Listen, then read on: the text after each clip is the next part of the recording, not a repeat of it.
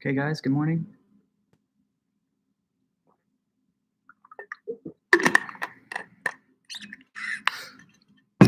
Hope you're all doing well. Just got about 2.5 minutes till class.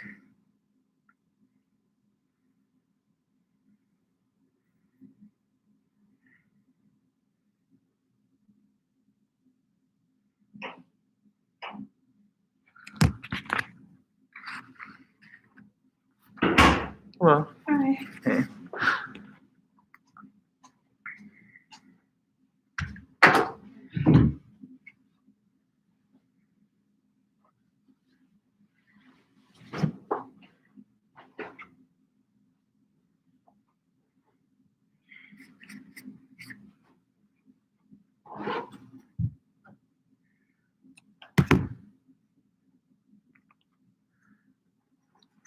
Hey, Cordy. Hi, Kylie. Good morning.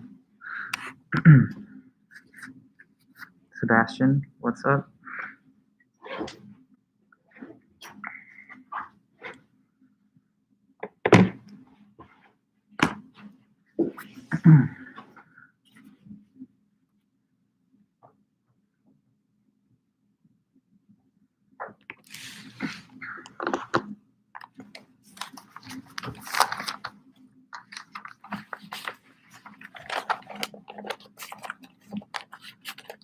Zoe, hey there.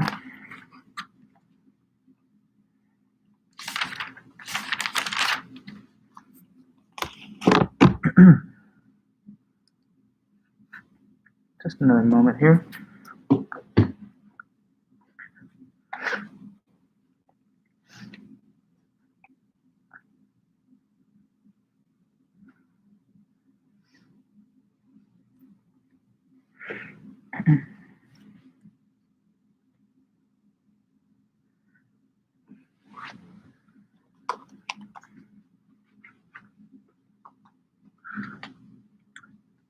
Good to see everybody.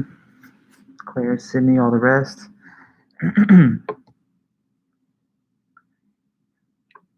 Zachary, hey there. Okay, guys, so let's just get things rolling. Welcome back. And today the plan is to try and finish off the last author in the philosophy of mind topic that we're studying. So that will be Alan Turing and his paper, Computing Machinery and Intelligence. Before I go through the review of that paper, I want to just summarize and recap the material that we went over on Monday. So that was JJC Smart and sensations and brain processes.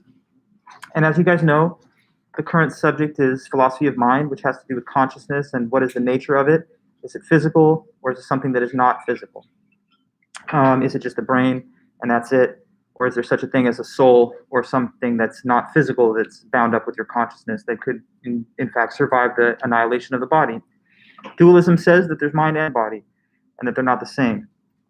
Physicalism says everything's made out of matter, even the mind and your consciousness. Now, JJC Smart, he argues that physicalism is true. His position in the paper is that sensations are just equal to brain processes. Now, the term sensations, as he uses it, just refers to any state of consciousness whatsoever. So that's pretty broad in scope. That could be pleasure, pain, memories, dreams, perception of all kinds. But anyway, consciousness and all states of consciousness, he refers to that as sensations. His thesis in the paper is that sensations are just brain processes. So that means they're just physical because the brain is physical. So that means that like when you're having a sort of state of consciousness, whatever it may be, what that amounts to is just the brain being in a particular physical state at that time. Now, if that's true, that sensations are brain processes, that means then that everything is physical, because the last thing that maybe some people did not think was physical, consciousness, is being associated with just the physical brain and its operations and etc. Having said that, he knows that many people don't agree with the position, so he refers to a range of objections to that claim, that sensations are brain processes. One last thing about the initial setup of his paper, he says that if sensations were not brain processes, if dualism was true, and your consciousness is not about the brain, but rather some kind of mysterious soul or non-physical mind, in that case, consciousness would be a nomological dangler. It would be something that is not explained according to science and physics And that, he says, is something that scientists don't want to concede exists, that there are such things that can never be explained scientifically. So instead of saying that consciousness is this mysterious nomological dangler, he says, no, it's just a brain process, and therefore it's susceptible to a physical analysis. Now, the objections that he discusses and tries to rebut, one of them was that I can easily talk about my sensations in everyday conversation, but I don't have any idea what's going on inside my brain. So they must not be the same thing, the sensation and the brain process.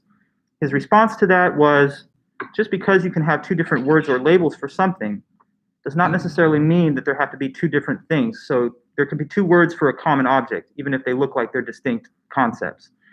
His example about that was the morning and the evening star. At one time, people believed these were the same object. Sorry, I'm saying it wrong. At one time, people believed these were two different stars, okay? So people getting up late at night thought the evening star was one star. People getting up early in the morning thought the morning star was a different one. And they created these two different words for them. But they are the same object, which was discovered later. And that, he thinks, shows proof of the concept that just because you have two words or labels, descriptions for something, that does not necessarily mean that they have to be two different things. Language itself can make us think so, when in fact there's only one. Also, lightning and electricity, another example that he gives. A person might not know anything about electricity and just refer to lightning, so they could have an understanding of the two words differently. But nonetheless, lightning just is electricity. Aside from that, another objection that he mentions was that the words seem to have different meanings. So the words sensation and brain process seem to mean different things. So shouldn't that mean that they are different things? And again, he says, language is just misleading here. In language, sometimes we can have different words, but they can refer to the same thing. Another objection was that your sensations don't appear to have any location in space, but your brain processes certainly do. So that shows they're not identical. But once again, he says your sensations just are brain processes. And even if it doesn't suit the purposes of any ordinary conversation to refer to where they are located in the brain because they just are brain processes. So he rejects that claimed difference as well. And then one more I think that we got to just as class was ending was that your sensations are private and cannot be observed publicly. You know, like if you're having a memory right now, I can't see what it is. But I could look at a brain scan of your brain and see which parts of the brain are active and which centers of the brain there's neural activity in. So if I can look at a brain process, but I cannot like look at a sensation you're having, then maybe that shows they're not the same because one is private and the other can be looked at by others. And again, he says, the language of how we report our sensations in subjective talk is different from the way we report on a brain process when we use like objective talk. But once again, language should not make us think that the two words or descriptions refer to two different things. And then there was one last objection that I wanted to report on that we didn't get to last time, so I'm going to quickly put it here, and then we'll close that whole author out. So the last objection from J.J.C. Smart's paper against his position that sensations are brain processes, well, I say it's the last one. It's the seventh one. There is an eighth one in his paper, but the last one that I'm going to discuss is objection 7. Okay, and the objection here is kind of like what he calls Descartes' objection. It's the objection from conceivability. So it says, I can imagine myself having sensations even if I had no body at all or brain. And so clearly that must imply that they're not the same thing, according to the objection.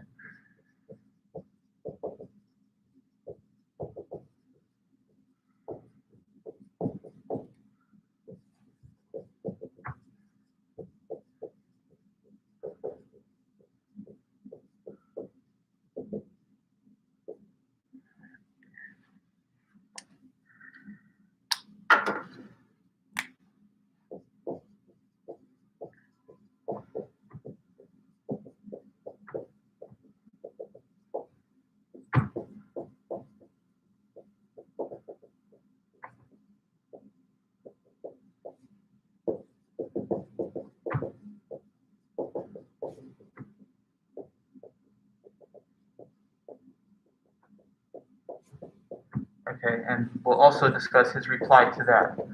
But for the moment, anyway, the objection. Let's make sure it's clear. Someone might hear him say, look, sensations are just brain processes. What are you talking about? If you have consciousness, that's just your brain being in a certain state, so it's all physical. And now someone might say, no. Sensations are not brain processes because I read Descartes, And Descartes says that when you use the method of doubt, it's a live question whether you even have a body or are you just dreaming that right now. So if you can imagine the case, which Descartes really insists on also in his argument for dualism, if you can clearly conceive of the possible separate existence of your mind and your body, like you can imagine your body just being destroyed and your mind still existing, or maybe right now you don't even have a body and it's just an illusion that you have one. Since you can imagine the mind and body existing separately, someone might say, well, then that means sensations cannot be brain processes, because if the sensations could exist without any brain at all, then clearly they can't be identical to the brain process, because if they were, then they could not be even thought of to exist without the brain. Now, how does he respond to this? I think his response here is pretty good. He says, well, look, can't I also imagine that the morning star is not the evening star? And not just imagine it, people thought that. People really thought that. But just because we could have thought so, they actually still were the same thing. Okay, so just being able to imagine that two things are different does not necessarily always mean that they really are. Consider the morning, the evening star, or lightning and electricity. So anyway, I can also imagine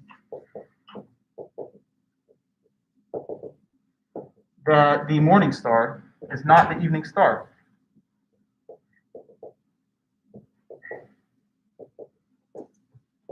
But it is.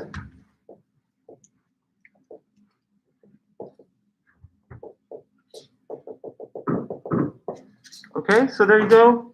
His reply then is that just because you can imagine two things as being separate things, in some cases, there still are the same thing, despite your ability to imagine them being different. Like you can imagine that Dr. Vulich and whoever's entered into like a 5K with my name is a different person, and you can imagine that we're like twins with similar names or something, but that's the me in both cases, described slightly differently as like a runner versus a teacher. So just being able to imagine two things existing apart from each other is not always a window into whether they really are different things. And the last thing he says on this is this. To anybody who thinks that consciousness could exist without any body at all, he's saying you basically are saying you believe like in a ghost. You believe that your consciousness could exist as like a ghost that has no physical form. And so what he says to that is, if you hold this ghost theory of consciousness, in a way, I can't absolutely disprove it, so fair enough. But when it comes to giving hypotheses to explain things, you have to consider them in the light of alternative hypotheses too. So if your hypothesis is that there's a ghost inside of you, which is your consciousness, and it does not need your body, then there's another alternative hypothesis about consciousness, which is the brain theory. And so he says, let's just put these two theories on the table and you can choose between them, the ghost theory or the brain theory. And as he sees it, even if you can't absolutely discount the ghost theory, the brain theory has much more empirical evidence and support for it. I mean, when people take drugs, for example, why would their consciousness change if the chemicals affecting the brain were not affecting it physically and it's just a physical system? So, I mean, that's just one example. We could talk about head injuries that impair the person's cognitive functioning going forward. That's a physical impact to the head. So, you know, if consciousness was entirely independent of what happens to the brain and body, then why would it have effects when physical things occur to it? So anyway, he says, I'll leave you with your choice between the brain and the ghost theory of consciousness, but he just sees the brain theory as being way more reasonable, rational, and supported by empirical evidence. Okay, so that's the end of Mr. JJC Smart's article. Just wanted to wrap up by going over the last objection that I wanted to discuss in his reply. So anyway, though, we have one more author to discuss now, and then we'll be all the way done with philosophy of mind for this semester. So the last guy is this, Alan Turing.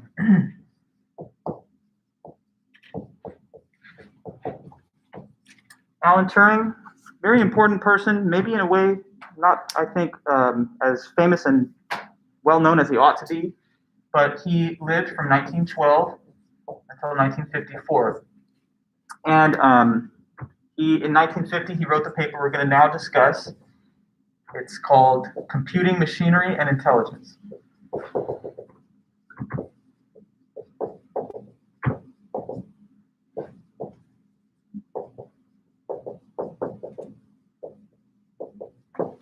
Computing Machinery and Intelligence, Alan Turing, 1950.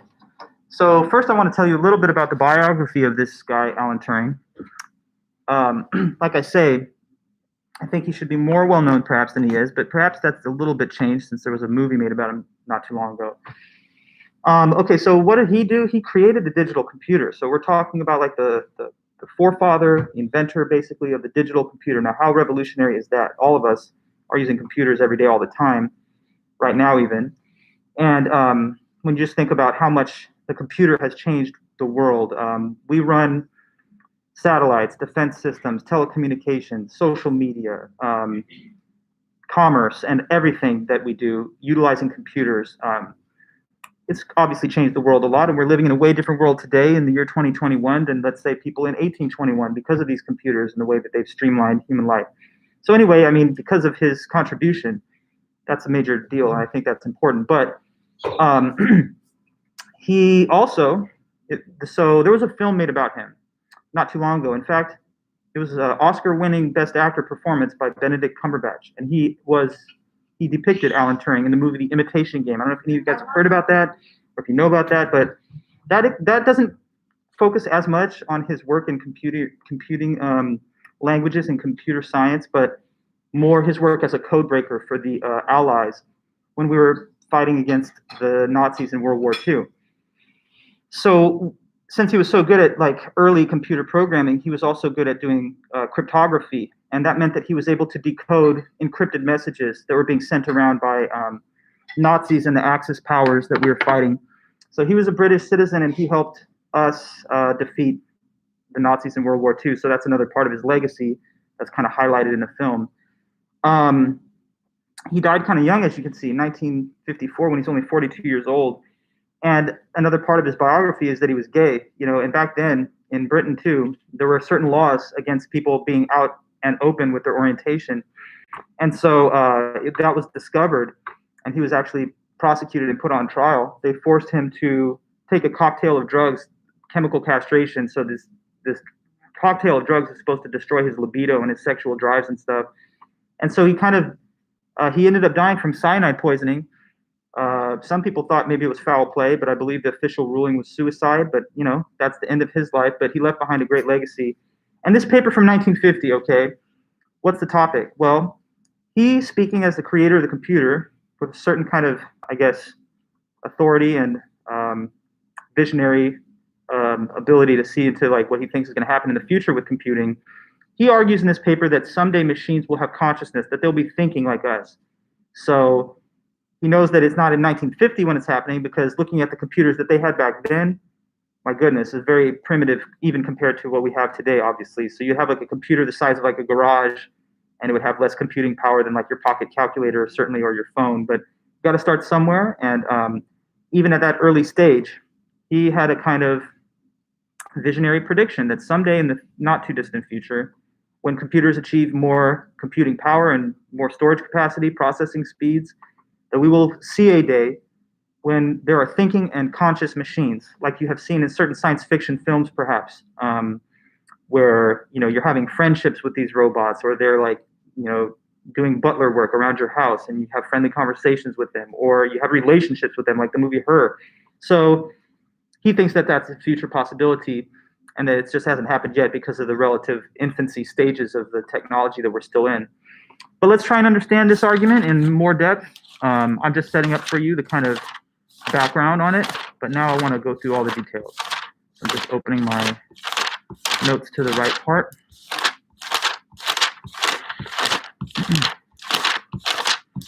Notes. A little bit more. Okay. Nope, not quite. Yeah, here we go. All right, so this is Computing, Machinery, and Intelligence. He published in the philosophy journal Mind in 1950. So he starts off by posing the simple question: could machines think? Is that possible? Whether or not they do it today, is it possible at some day in the future? And he says, let's try and first of all get clear on what we mean when we say machine and when we talk about thinking.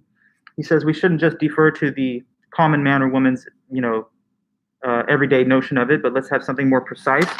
So he rephrases his question a little bit in terms of a game that was out at that time. I think it still exists, but this is called the Imitation Game. And the Imitation Game is kind of like a little party game that people can play just for fun at like social events. But he takes elements of this game, modifies it so that it will become a test for whether computers have consciousness. Well, what I'll do then is I'll start by describing the imitation game in its original form as like a silly game that people play at parties and stuff.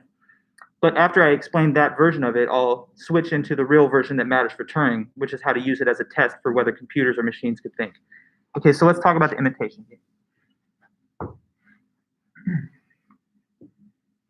Now, this is what he calls it, the imitation game, because that's what I guess it was called as a party game at the time. But in the decades since, this has kind of been known as the Turing test. So if you go out and you do research on your own, you look online or whatever, you want to see more about it, you'll see a wealth of information about the Turing test, because this is being conducted in AI labs all around the world, all kinds of research institutions. The Turing test is being played every day all around the world because people are trying to build computers that can surpass his standard of consciousness.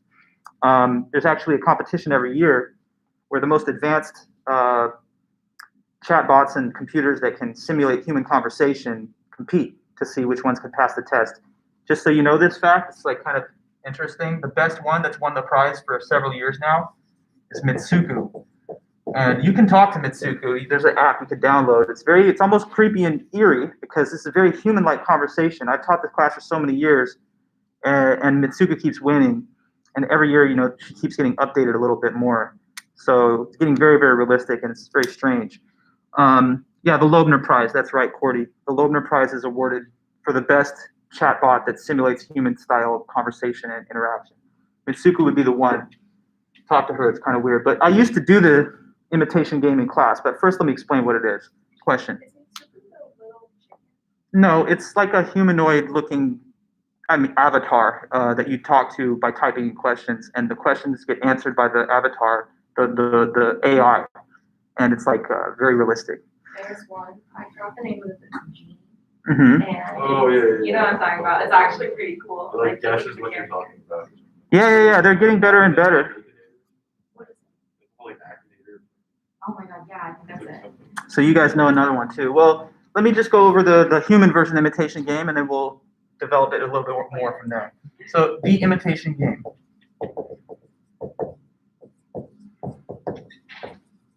That was the name of the movie, but I thought kind of funny because they didn't really refer to it in the movie. But anyway, so imitation game, here's how you would play with simply human subjects. You've got a wall, this is a wall, and you have three participants, A, B, and C.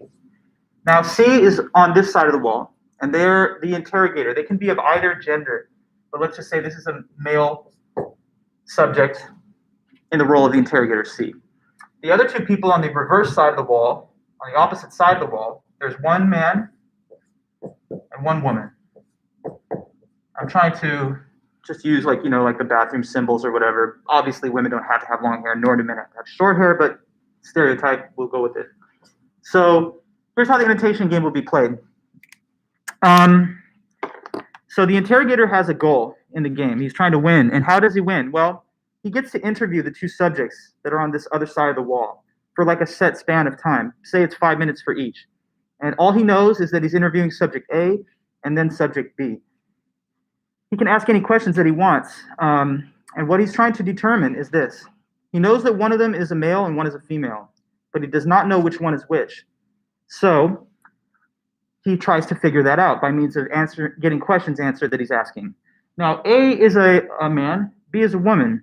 B is going to answer questions in a natural way as a woman, as herself.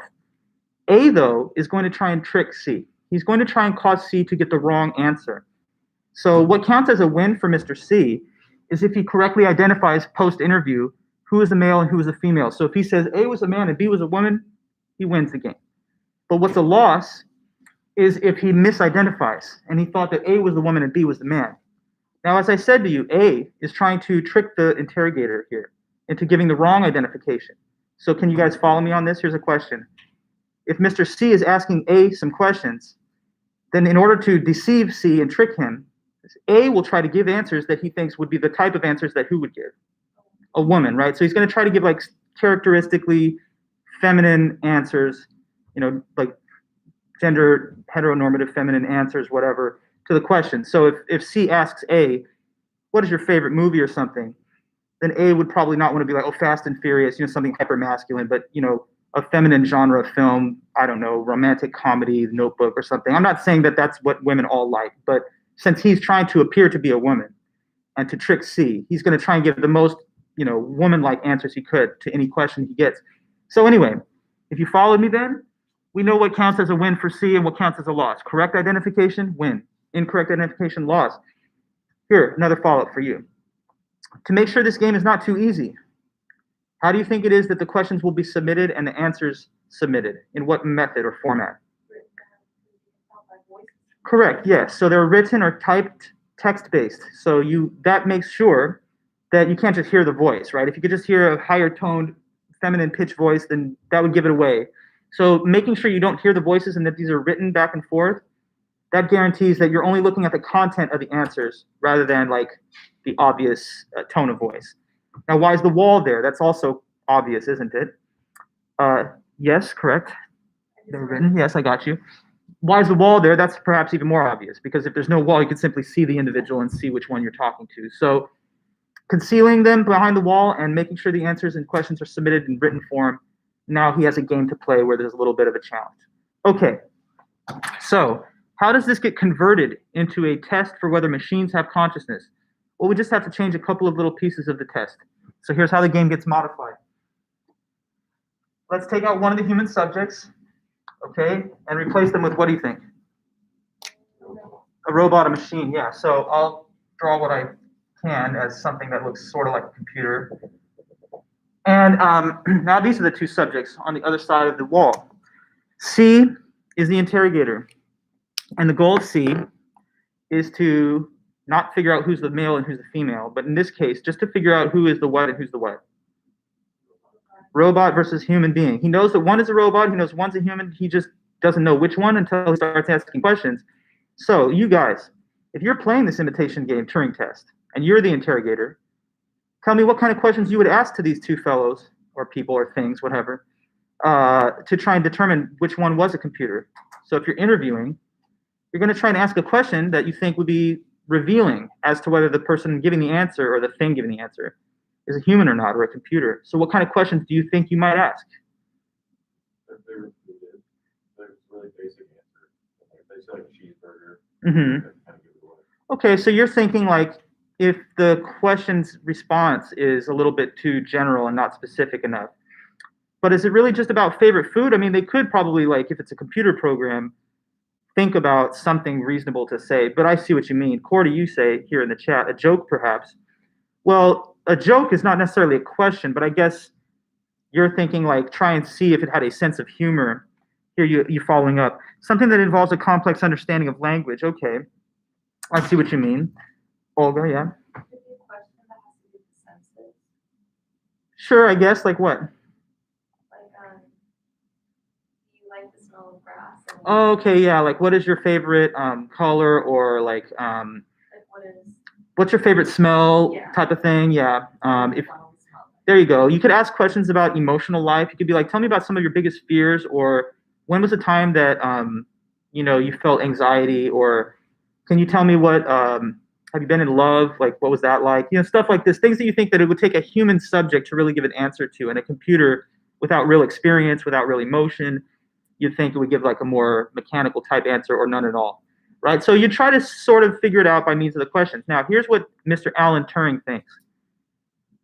When we reach a point in time that you can't tell the difference between A and B, and you fail the identification with about 50% failure rate, he says at that point in time, we should consider these to be thinking machines that have consciousness, because if and when that does happen, it's indistinguishable based on the test, whether you're talking to a human or a robot. And when you can't tell the difference, he says, qualitatively indistinguishable, they must be conscious. So it's acting in the same way a conscious being would be, and you just can't tell. It's like a 50-50 coin flip, which one is which. That would be the standard according to him. So misidentification just once, that's not enough, because that could be a random one-off. Like maybe the person was drunk, half asleep, sleep deprived, whatever, and that's why they couldn't tell the difference. But if you fail 50% of the time through a series of trials, then we would say you're no longer able to reliably tell the difference. And so now we should say that's a thinking machine that has consciousness. So that's the test that he proposes. Some call it the Turing test. In his paper, he applies the term imitation game because that was the current day name of the party game that you play with people of different genders. Yes? When you go onto a website and they say verify you're human, and it gives you like a bunch of images, pick the images that Yeah. are on the motorcycle. Mhm. Is that what this is? No, it's not. No, it's not, because that's not at all an interview. You've got to think about talking to someone. Like, you're on, you're typing in questions, and the answers are being typed back to you, like you're in Messenger or something, having a group chat. You know what I'm talking about? So no, that's not it. I mean, that's to verify that you're not a computer. That's not to verify whether or not a computer could act like a human. So it's not at all the same kind of parameters at all. You know what I'm saying? Yeah. I see. Yeah, because we're not building like the bots and stuff that try to like hack into accounts that they're trying to screen off. Those are not bots that are created to engage in realistic communication with people. They're just supposed to like do a couple of functions, like type in certain code, or you know what I mean, mess with the system, like buy a bunch of shoes that human beings aren't going to buy. So you set bots out to like take in all of the available shoes on day one or something. But to make sure you're not a bot doesn't mean I'm making sure you're not like a computer capable of realistic conversation with a person, because those bots are not developed for that purpose. So we're talking about robots here that are like programmed to talk to you, that are programmed to like, hey, what's up? What do you want to do today? Let's chill. Like that, like very human-like, that kind of stuff. Okay, good. So anyway, then, we understand now that the game that's been proposed is whereby a interrogator has to ask questions through a text-based medium, receiving answers back through a text-based medium, and trying to use the content of the answers themselves to determine which one was a human and which one was not. And again, the standard of Turing is that when we reach a future time that we cannot reliably distinguish between the two, we will then say that these are thinking machines. Again, the way that the imitation game is structured, he thinks that makes certain factors irrelevant, which is good. By making sure that you can't see the human or the computer, that means that you won't determine which one's a human or has consciousness just by the way they look.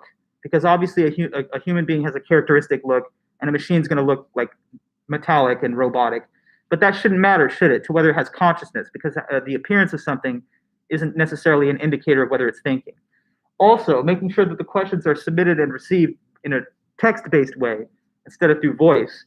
That also shows that we will not consider to be relevant whether they have a robotic-sounding monotone voice, because that's, again, not really relevant to whether something has consciousness, how it looks and how it sounds, but rather what it would say or what the content of the information would be that it would report.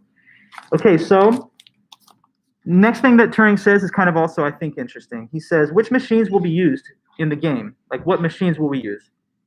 And he says something that at first may seem a little funny to us. Let me try and explain that. He says the machines that will be used in the game can be any kind of digital computer, but the rule is that they cannot be a human brain that's born through like sexual reproduction. Now, you might hear that and think, what? Of course. I mean, the whole point is we're testing computers to see whether they have consciousness, and a human brain's not a computer. But this just gives you a little insight into the thinking of Mr. Turing. Turing sees the human brain as nothing other than a very complex, naturally occurring computer that's made out of biological components rather than, synthetic and man-made components.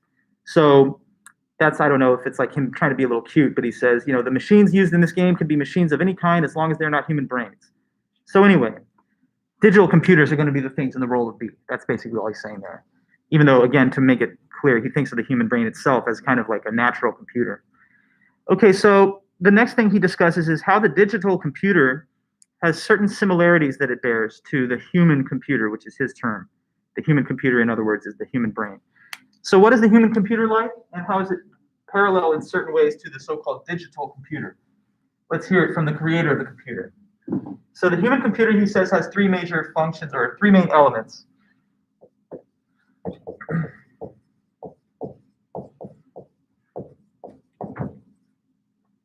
So one, he calls the, one fact about it is that it follows fixed rules.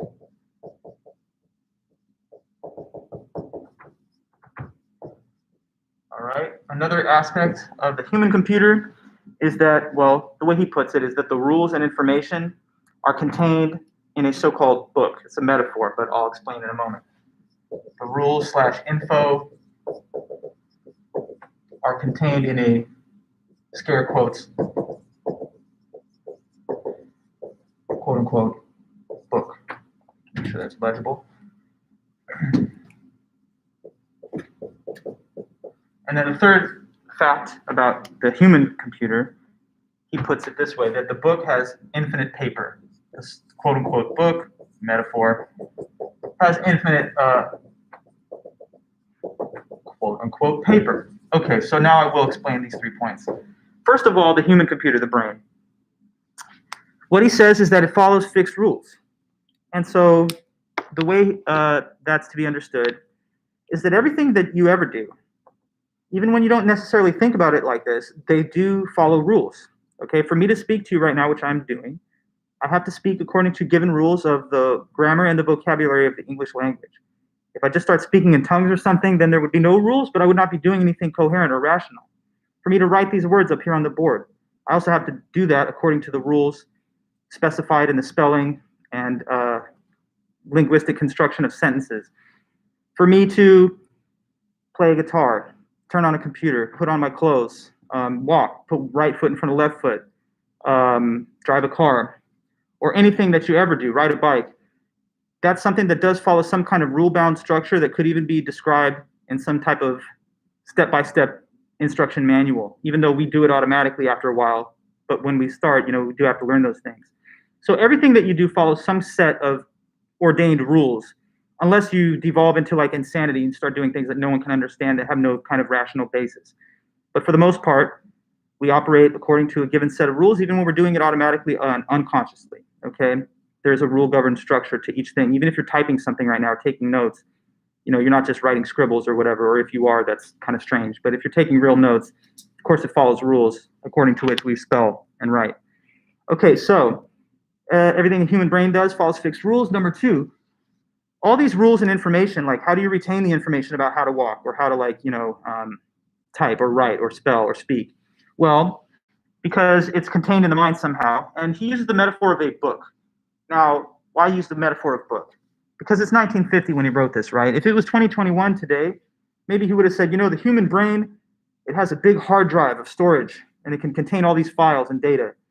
That would have been an apt metaphor in 2021. But in 1950, we didn't have personal computers with hard drives and storage files and stuff like that. So what did they have that contained information was books with paper on it. So he would say that to his audience of readership. Think of the mind as something that has a wealth of information and content, and you can think of it as sort of contained in a big book, if you will. The last thing is about the pages of the so-called book. What he's saying there is that the human brain has like an unlimited capacity to take on new information. And so it's not really like there's a finite storage bin. If you need to learn something new, like you're learning about Turing today, you don't have to like clear files in the brain and say, well, I'm getting close to the maximum storage capacity, so I need to like eliminate all my knowledge of like a foreign language that I learned in high school because now I'm running out of room. No, you can simply stack on and add new information to your existing base of knowledge. And it seems like there's no upper bound to that except for the natural limits of your lifespan. And then if unfortunately somebody got into, I don't know, like a head injury, cognitive decline, senility. But apart from those, you can always just keep stacking and adding new information in. So that's the human computer. It's a rule-based structure, contains a lot of information in some type of storage bin. He calls that a book, and it's got this kind of open-ended, indefinitely extensive range of pages that you can have. Now, how is that compared to the so-called digital computer? Well, he says the digital computer has 3 major parts or elements, and they're somewhat parallel to that. So here's that digital computer and its 3 parts.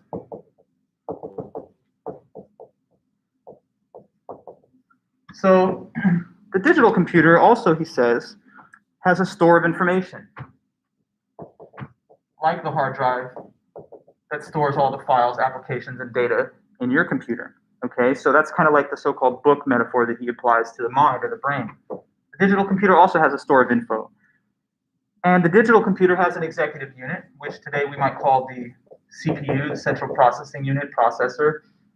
This is the thing that carries out the operations that are stored in the information basin. The rules, the operations, and applications contained there, the executive unit executes them. And then the third part of the computer is what he calls a control unit, which makes sure that the rules and instructions are followed in a given order instead of in some kind of random order. And so building digital computers to mimic much of the operation and action of the human brain has given us a lot of power because it allows us to outsource intellectual labor to these computers. You know, if you were an architect making blueprints in the 1800s, you would have had to do all that by hand. It would take a lot of time. Now we can have computer programs generate these things in much less time, mathematical computation, operation of technical and sophisticated machinery, satellites. Computers are able to do all these things for us that only a human brain could have ever done before the innovation of computing. Bless you. So the next thing he says about these digital computers is that they are discrete state machines. So I want to also explain to you what that term means and how that's to be understood. So discrete state machines. Digital computers are all the discrete state machines. And what does this mean?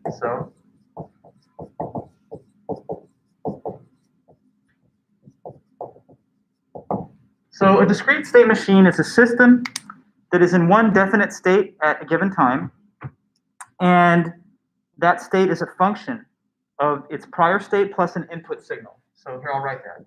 A system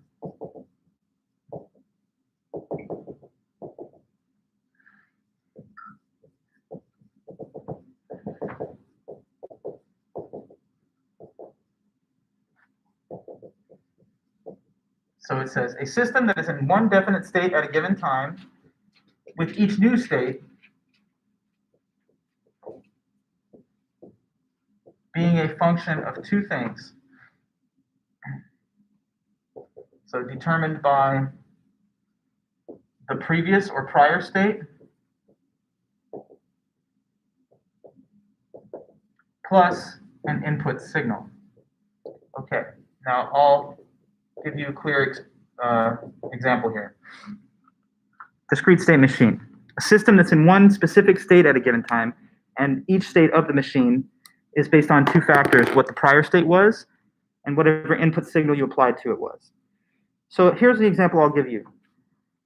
Nowadays, it's 2021, and we're all walking around basically with little baby computers in our pockets. Those are our cell phones that, of course, do have the ability to do computing.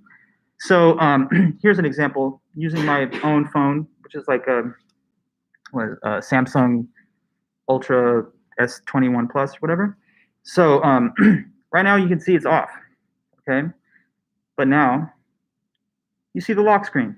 So that's the current state of the machine, lock screen. So let me ask you a question. Why is it in the lock screen? Because the prior state before that was what state of the system? You didn't look? Okay. Here's the phone, it's off. And now you see the lock screen. So before the lock screen, it was off, yes. And what was the input signal? I applied an input by doing what? Clicking the power button, right. So that unlocks this current state. So when it's off and you hit power, you see lock screen. Now it's in the lock screen. What if I go to the home screen? So I swipe. Now it's on the home screen. That's the current state. So what was the prior state before home screen? Lock screen. And what was the input signal? Swiping. So now that's the state. And if I want to open a web browser, I'll tap the Google Chrome button. Now we see a website displayed. That's its current state. What was the prior state? Home screen. What was the input signal? Touching the application button. And so that's how computers work, period. They display a given state when you give an input signal to an already existing state. If I wanted to, let's say, look up the Turing test in a Google search. So I fill the search bar with Turing test, and then I hit return. Now we see the results displayed. And that's the current state of the system. What was the prior state? Having the web browser open with the search bar filled, and what was the input signal? Hitting the return key. Okay, I could go on and on, but you guys, I hope you get the picture. If you're playing video games and you clear a level, and it shows congratulations because you defeated the boss. Why is that the state the system is in? Well, because prior to that, the state was engaged in battle with the boss, and the input signal you gave was whatever you did with the controller that resulted in this new state of the system. Okay, so that's what discrete state machines are. And if you have two different discrete state machines that can display at least as many states as each other, then you can completely port over any applications that one is doing to another. That's why like different computers, which have at least as much processing power and storage space, can run the same applications and software. And so looking at it this way, he says, I can refine my question just slightly. The question becomes, could a discrete state machine ever do well enough in the imitation game to cause reliable misidentification by the interrogator? And Turing's view is this. So in 1950, he wrote this. Looking ahead 50 years, he says, when we get to around the year 2000 and the turn of the 21st century, he believed that we would have powerful and sophisticated enough computers that they would be deceiving us, but not at 50% failure rate, something like maybe 25%. But as he sees it, it would just be a slow and steady march, or maybe a fast march from there, to the day when these computers are passing the Turing test with flying colors and just nobody can tell the difference between when they're talking to a human or a machine in these games. So as he sees it, it's really a question more of when rather than if. He doesn't see any reason theoretically that computers could not surpass the standard that he sets forth in the imitation game. So if it's Turing talking to you, the creator of the computer, he says, yes, machines will think someday in the future. And so, I mean, what's going to be going on? I don't know. Maybe you'll have kids, grandkids that'll be like hanging out with robots, and you'll be like, wow, that was so different from when I was young.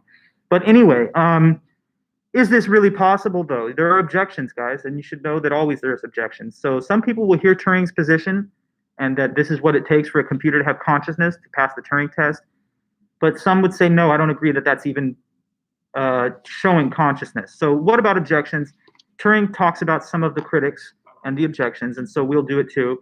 I'll talk to you about the ones that I thought were the most important from his paper, objections to his view that computers could think if they passed the Turing test.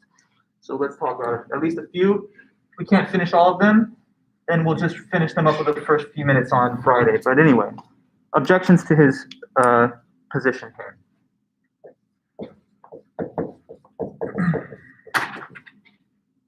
Okay, so one he calls the mathematical objection.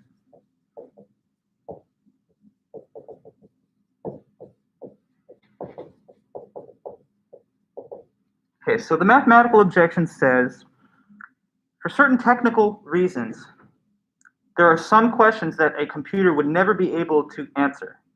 And you might think that's different from us because a human being is creative enough and has consciousness, obviously. So if you ask the question, even if it's weird or strange, a human being will always be able to give some type of answer.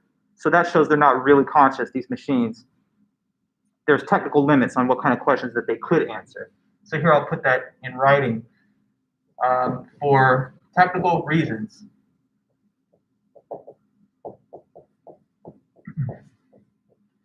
there are certain questions that the machines or robots could never answer.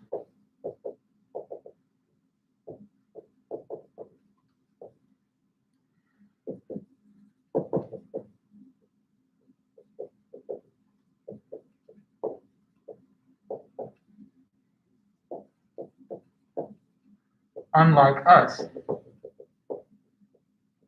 So they must not have real consciousness.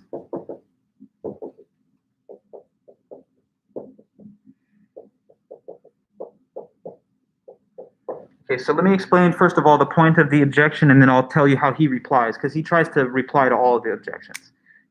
The objection is saying that because there are certain technical reasons, there's definite questions that some computers could never answer. So in the 20th century, there was this famous logician and mathematician named Kurt Gödel. And what he actually discovered was important in logic and math. It's called the undecidability theorem, or some people call it the incompleteness theorem. What it implies is that within any formal system, like a computing program, there are going to be certain questions that cannot be answered from within that system itself. And so if you were to ask a machine such a question, it would say like undefined, cannot compute, or it would just time out. And therefore you might say this shows the key difference between computers and us. That's not real consciousness because they run up against technological limitations in terms of answering certain questions. I don't know if this is a perfect example, but just think of this. If you have a calculator and you try to ask it to divide a whole number by 0, it does not return an answer. It says this is not a defined mathematical operation, so it kind of can't compute it. So does this mean that we're different from the computers because we don't suffer from the same limit? Well, Turing, very clever reply. Here's how he replies back. He basically says, no, there's no difference because even though we don't usually think much about it, there are also questions that the human brain cannot possibly give any answer to either. It just boggle your mind to even try. And so he sees there's really no difference, actually, that we're similar to the computers here. So there are certain questions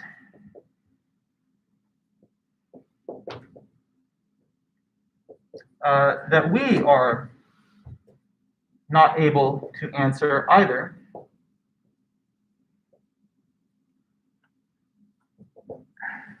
So there is no difference really between us and the machines. Okay, so let me try and explain what maybe some of these mind-boggling questions are that you can't answer. Tell me, what is the biggest number? Just throw it out there. Well, maybe your first intuition is just say infinity. But what we learned through set theory is that if you take the cardinality of the whole set of natural numbers, which is infinity, you can actually raise that to the next power, and then you get a larger size of infinity. So you go from countably infinite set to an uncountably infinite set. And you can continue to raise the power of each new set to the next. And therefore, there's really kind of no upper bound. So that question is mind-boggling, you can't answer. Or what if I ask you this? Did the universe start at a certain time, or did it always exist? Either way you go, it's just a mind-boggling thought, because if it started from nothing and there was a point in time when it did not exist, that would appear to violate all kinds of laws of the conservation of matter and energy. But if it's been there forever, then that violates the principle of sufficient reason, according to which things have to have some kind of cause. Now, if you say, okay, God caused it, okay, well then what's the explanation of God existing? You're just going to say he's been there forever and there's no origin? I mean, that's just as mind-boggling as saying that the universe has been there forever. So, you know, if you really think about it, you're really deep into the weeds of philosophy. There's going to be questions that your mind is not going to be able to really fully satisfactorily answer. So he does not really see us as being different from the machines here. It's just that the conceptual limits are perhaps farther out, or, you know, more abstract in our case than the machine. So that's one objection, and he responds back to. And there's a couple of others that I still want to talk about, but we are getting close to the tail end today. So the best thing I think will be to save the last 3 or so objections for the beginning of Friday, and we'll take care of them in about 15 minutes. Then we'll move to the next author and the next topic. So what I do want you guys to get ready for is the final topic of the semester, which is life and death. The first author about this is going to be Plato, and the essay called On the Harmony of the Soul. So we'll try and start with that on Friday after I wrap up the last few notes from Turing. But essentially, we're pretty well on track. So everything looks pretty good. If you look at the calendar of dates, we're right on schedule overall. So is that good, guys? Let me know in the chat. And if you're good to go, then we'll close it out for today, and I'll see you on Friday. If you have any questions or any comments, anything at all, let me know that. But let's just see what you say, and then I'll close. Okay, thanks, Zoe, Sebastian, everybody else. I really appreciate it. Keep that attendance coming, guys. It's very important to me. Even if it's not to some people, it's important to me for you to come. So thank you very much. Have a great day, and I'll see you back on Friday.